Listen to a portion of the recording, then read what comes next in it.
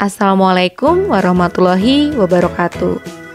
Kembali lagi di channel Ibu Guru, channel Asna Mariatul bersama Ibu Guru Asna Mariatul Kiptiyah yang selalu akan menyajikan materi-materi pembelajaran kelas 5 sekolah dasar. Kali ini kita masuk ke tema yang baru, tema 7, peristiwa dalam kehidupan. Subtema 1, peristiwa kebangsaan masa penjajahan. Pembelajaran 1 sampai dengan 3. Semangat ya anak-anak. Materi yang pertama adalah tentang peristiwa kedatangan bangsa Eropa ke Indonesia. Sejak abad ke-15, rempah-rempah telah menjadi komoditas yang sangat menguntungkan. Bangsa Eropa berlomba-lomba untuk mendapatkan rempah-rempah dari Indonesia. Berikut bangsa-bangsa Eropa yang pernah datang ke Indonesia. Pertama ada Portugis, kemudian Spanyol, Inggris, dan juga Belanda. Keempat bangsa ini sama-sama ingin mencari rempah-rempah dari negara kita. Nah, supaya kalian lebih jelas lagi, kita bahas satu persatu. Yang pertama adalah Portugis. Anak-anak, kolonialisme Portugis itu dimulai sejak kedatangan Alfonso de Albuquerque ke Maluku Ternate pada tahun 1512. Nah, jadi sebelumnya mereka pada tahun 1511 itu berhasil menaklukkan Malaka. Nah, setelah penaklukan Malaka inilah mereka menuju Maluku dan diterima baik oleh Raja Ternate. Kemudian yang kedua adalah Spanyol. Spanyol mendarat di Maluku, tepatnya di Tidore pada tahun 1521. Nah, Spanyol sendiri bergabung dengan Tidore melawan Portugis yang bergabung dengan Ternate. Ingat ya anak-anak, Spanyol dengan Tidore, sedangkan Portugis dengan Ternate.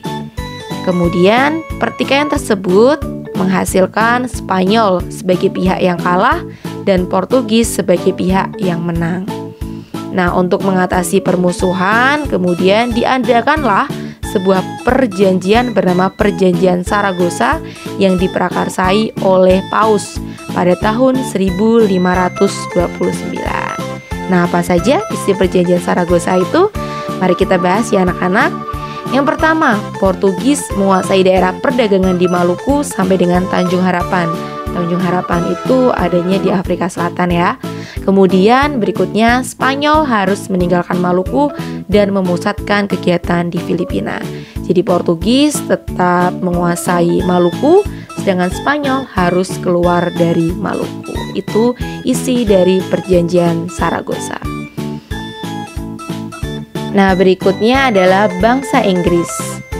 Rombongan penjelajah dari Inggris datang tiba di Ternate pada tahun 1579 di bawah kepemimpinan Francis Drake. Rombongan Francis Drake ini berlayar menuju Inggris dengan membawa banyak rempah-rempah dari Maluku.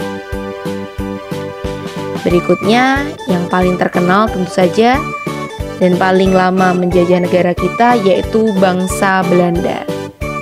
Bangsa Belanda pertama tiba di Indonesia tanggal 22 Juni 1596 di Banten. Saat itu Belanda dipimpin oleh Cornelis de Houtman. Nah, ini dia gambar atau foto dari Cornelis de Houtman. Berikutnya anak-anak, kita masuk ke pembelajaran bahasa Indonesia tentang teks ulasan. Apa itu teks ulasan? Teks ulasan adalah teks yang berisi tinjauan dari suatu karya untuk mengetahui kualitas, kelebihan, dan kekurangan dari karya tersebut. Karya yang ditinjau dapat berupa film dan buku. Nah, ciri-ciri dari teks ulasan yang pertama, memuat informasi berdasarkan pandangan atau pendapat penulis terhadap karya, jadi bersifat subjektif. Kemudian yang kedua, pendapat penulis dibuat berdasarkan fakta. Ketiga, untuk ulasan buku, novel, atau karya tulis lainnya sering disebut sebagai resensi. Berikutnya, ada contoh teks ulasan dari sebuah film berjudul Laskar Pelangi. Di setiap paragrafnya dijelaskan pendapat dari penulis ulasan ini. Contohnya yang paling terlihat ada di paragraf keempat. Banyaknya penonton yang terpikat dengan film ini disebabkan isi cerita yang memberikan nuansa lain pada film Indonesia. Ceritanya menarik dengan didukung oleh kemampuan para aktor dan aktrisnya yang sangat baik. Selain itu, latar tempat di film ini dikemas sangat apik, yaitu dengan mempertontonkan keindahan Pulau Belitung dengan latar waktu beberapa tahun silam. Nah, itu dia contoh teks ulasan dari sebuah film. Nanti ada lagi contoh-contoh teks ulasan lain, bisa dari novel, cerpen, dan lain sebagainya. Intinya, teks ulasan itu merupakan bentuk pendapat dari seorang penulis yang sifatnya memang subjektif. Berikutnya, faktor penjelajahan samudra.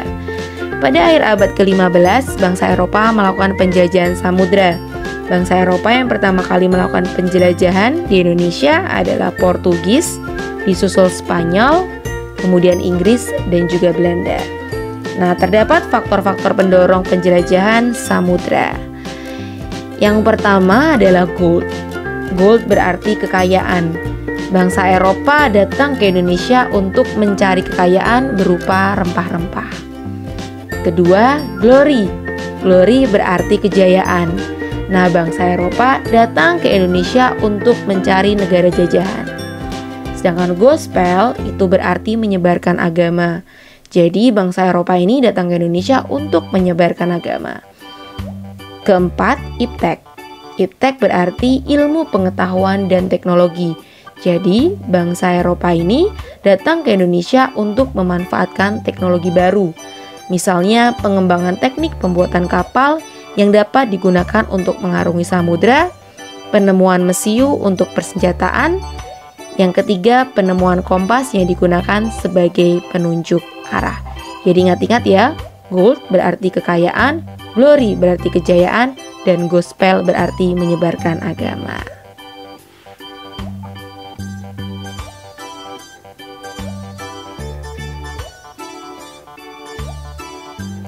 Berikutnya masih materi tentang sejarah. Kali ini peristiwa masa kolonial Inggris. Nah anak-anak, pemerintah Inggris mengangkat Thomas Stamford Raffles sebagai Letnan Gubernur Indonesia dan memulai tugasnya pada tanggal 19 Oktober 1811. Nah berikut kebijakan-kebijakan Raffles. Bidang ilmu pengetahuan, yang pertama mengundang ahli pengetahuan luar negeri. Kemudian ditemukannya bunga Rafflesia Arnoldi, menulis buku History of Java, serta dirintisnya Kebun Raya Bogor.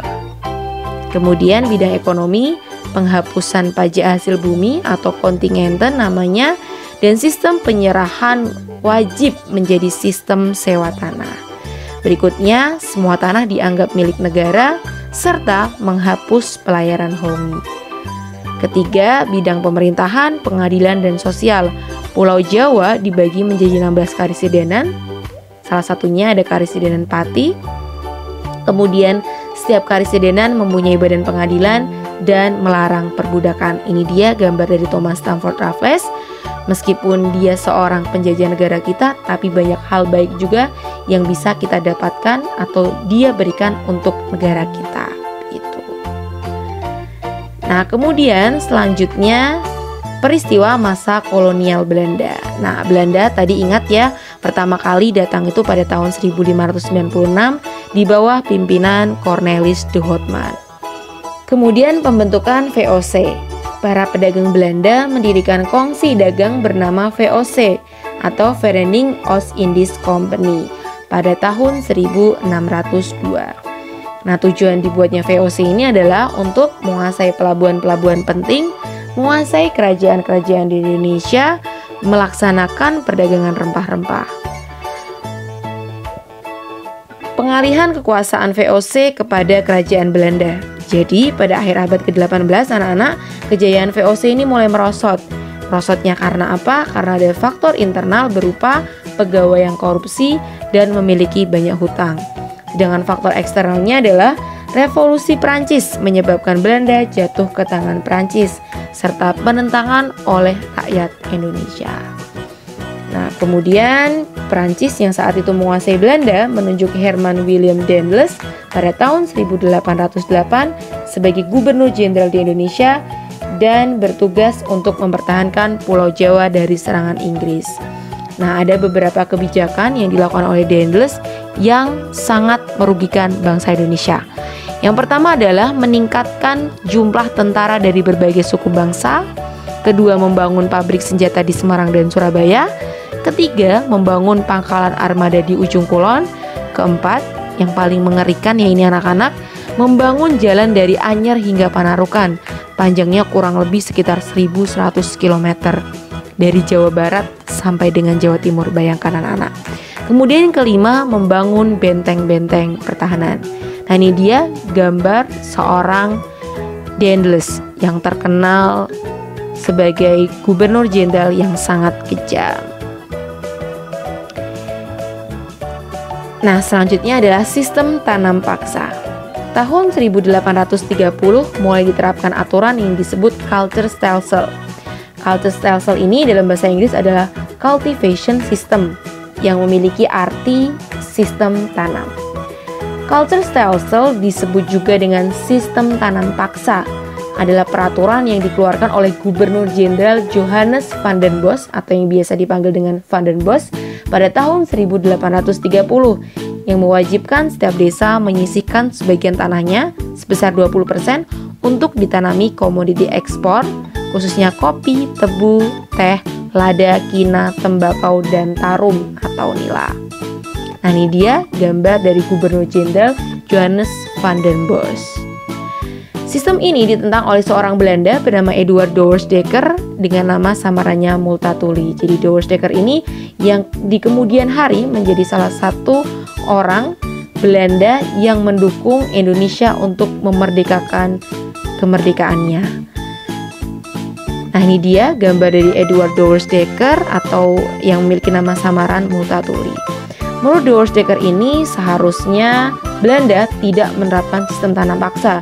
Justru harusnya Belanda melakukan balas budi terhadap rakyat Indonesia dengan cara memberikan pendidikan atau edukasi, membangun pengairan irigasi, serta melakukan transmigrasi.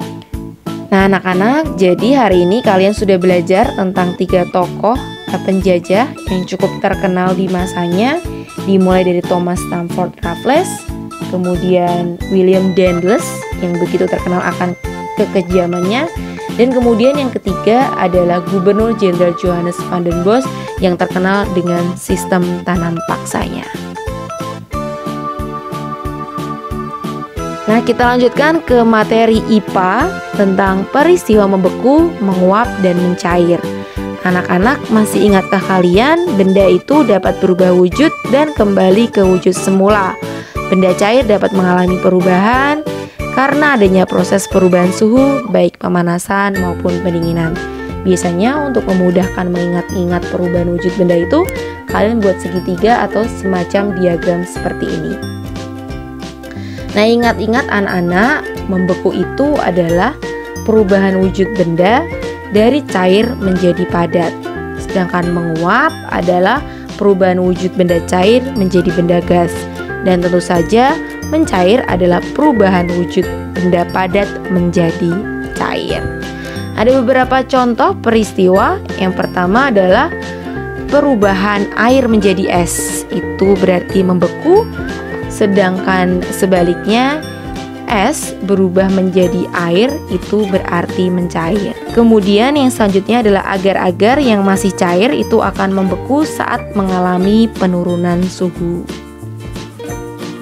Kemudian ada lagi mentega. Mentega ini akan melebur jika dipanaskan pada suhu tertentu. Dan juga ketika terjadi penurunan suhu, dia akan kembali memadat.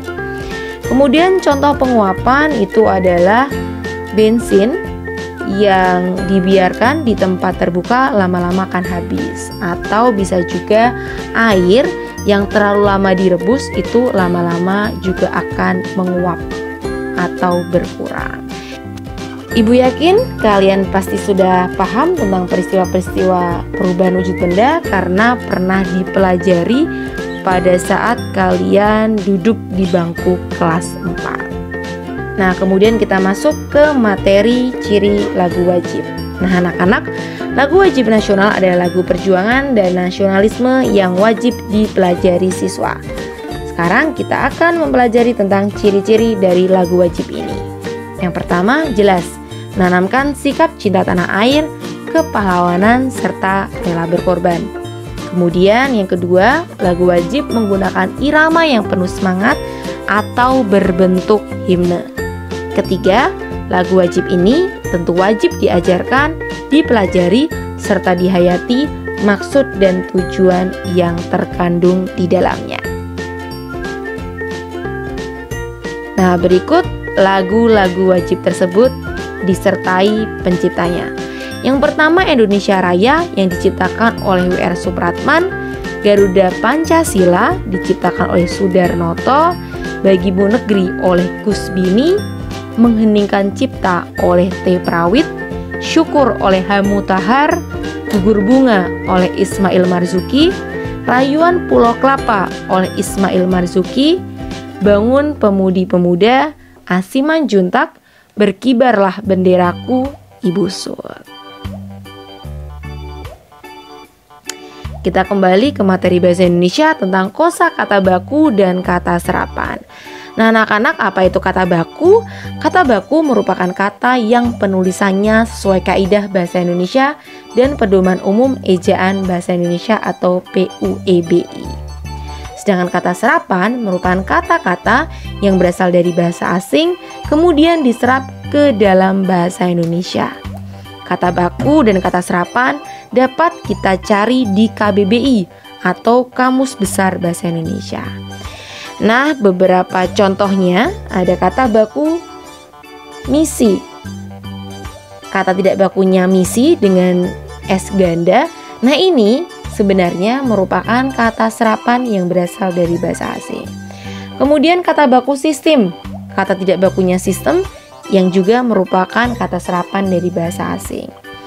Kemudian hierarki yang merupakan kata baku dan hierarki yang merupakan kata tidak baku yang juga merupakan kata serapan dari bahasa asing. Itu tentang kosakata baku dan kata serapan. Berikutnya kita kembali ke materi sejarah tentang peristiwa perlawanan terhadap Portugis. Kedatangan bangsa Indonesia mula-mula disambut baik oleh bangsa Indonesia.